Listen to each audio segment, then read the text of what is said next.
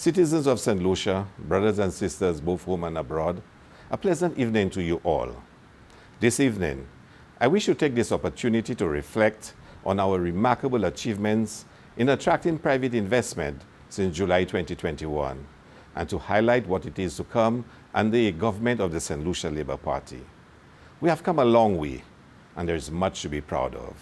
Remember where we were in July 2021, the worst performing economy in the Caribbean, and fifth worst in the world. Even before the onset of COVID-19, our economy was slowing down. Our then Prime Minister was forced to tell our nation we were broke. In every generation, there comes a time when a nation must choose whether to remain comfortable with the familiar or to step boldly into the future. For St. Lucia, that time was on July 26, 2021, and you decided to step boldly into the future with the clarion call to put people first.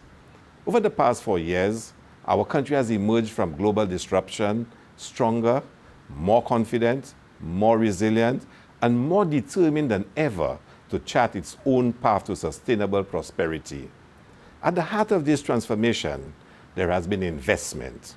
Since 2021, this government, under the leadership of our Prime Minister, Honorable Philip J. Pierre, has pursued a deliberate strategy to restore investor confidence while protecting fiscal stability to ensure the future of our people. We can report to the people of St. Lucia that our fair Hilaire is stronger and more vibrant than at any time in our history.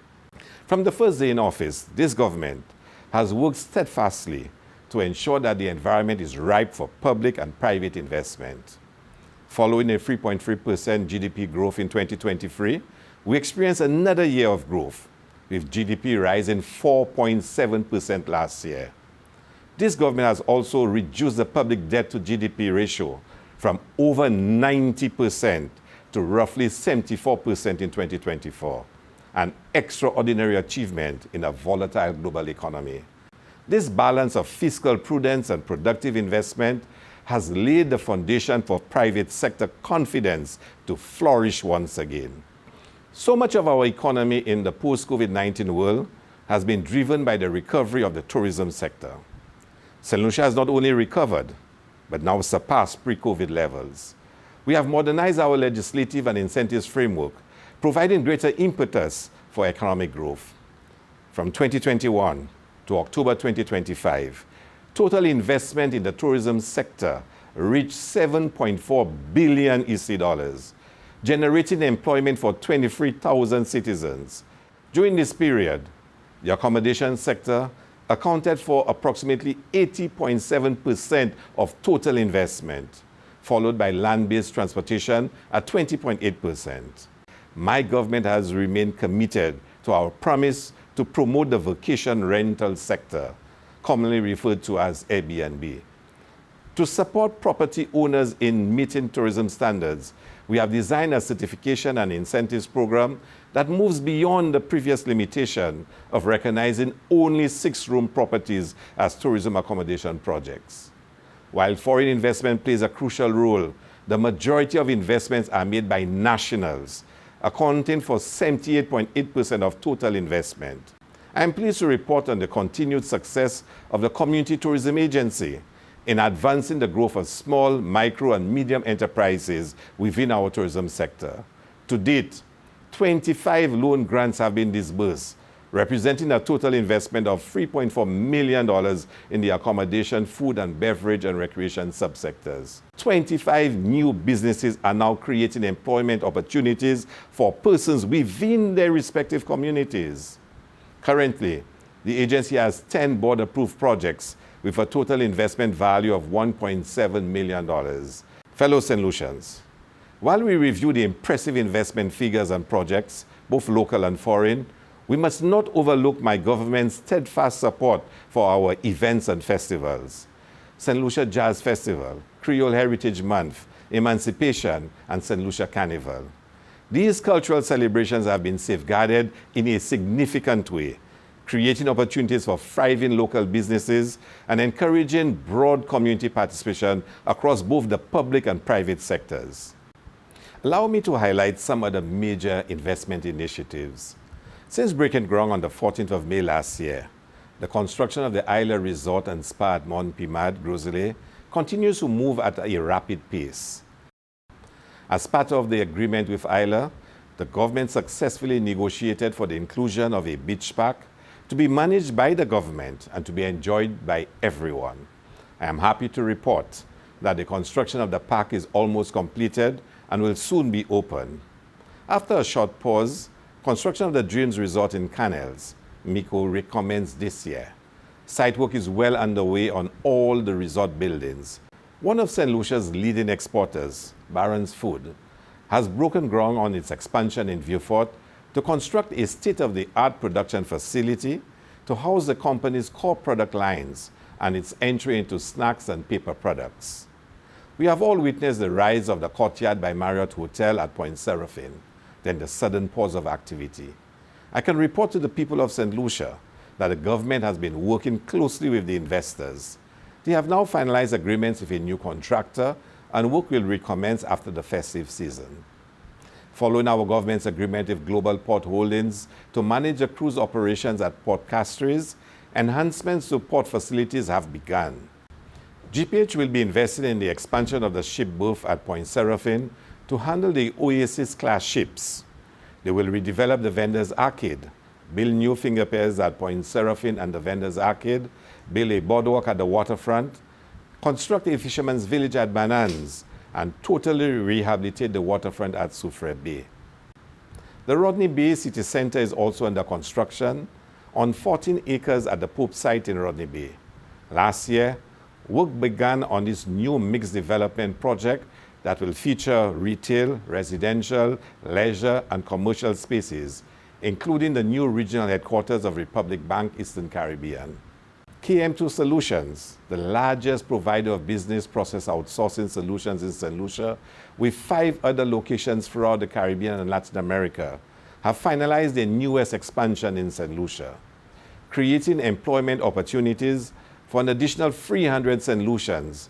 Further, a returning national has been supported by both Invest St. Lucia and the Community Tourism Agency and is now successfully operating a business processing center and restaurant in Soufriere with an investment of EC $3.7 million. I am delighted to report that this same investor intends to replicate this success in ancillary. The land has been secured, designs approved by the DCA, and construction is set to begin before the end of this year, creating 100 new jobs for our people and more so for the people of ancillary. At its very core, investment must improve the lives of our people. Under this government, it is doing just that.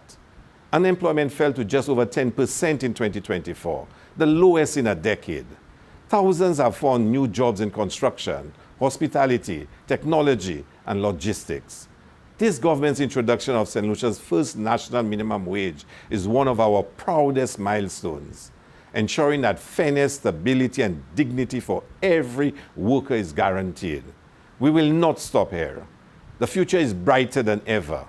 To secure this future, we will capitalize on viable opportunities to make our economy more inclusive, sustainable, and prepared to meet the challenges that will come. The projects I have just mentioned are the first wave. This government has been able to secure and close additional private investments that will cement our growing economy well into the next decade. These include 1. The Mackey Estate will be a large mixed-use development that will initially focus on the transformation of the estate into a regenerative valley. 2. Harbour Club will begin its expansion into luxury residences in Rodney Bay. 3. Côte de Rêve. This project, proposed for 254 acres of land in Black Bay, Vieux-Fort, is envisioned as a low ecologically impact development that embraces a low-density design. 4. After an extended delay due to various demands on the developer, work will commence on the 345-room Grand Hyatt Hotel in Shrewsbury. The resort will also include 50 luxurious suites, restaurants, swimming pools, spas, and over 23,000 square feet of event space. 5. I'm pleased to inform that regarding the proposed development at Redry Beach on the site of the former Starfish, Rex, and Royalton Mystic hotels, the developer, Blue Diamond Hotel and Resorts, has submitted an application to the DCA that is currently under consideration for the grant of approval in principle.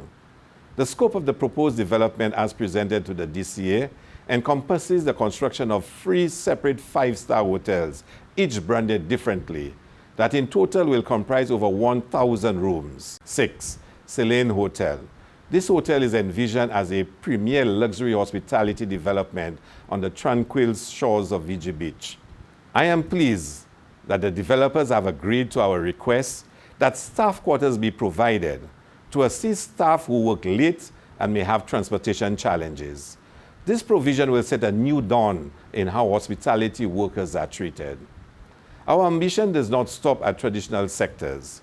We are cultivating new industries that reflect global opportunity and national potential.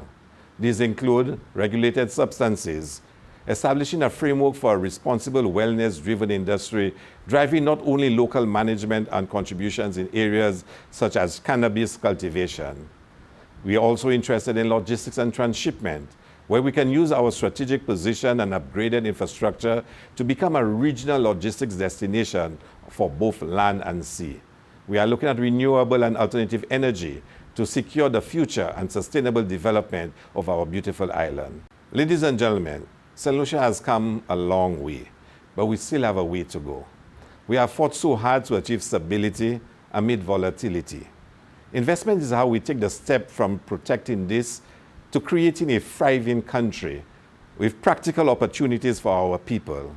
Each investment, every dollar spent, every deal closed is not solely about a return, but holds a responsibility and a greater promise. It helps families find work, gives young people hope, funds education that reaches all, and ensures healthcare is accessible for everyone. The next chapter of our investment renaissance is about partnership between government, business, and communities.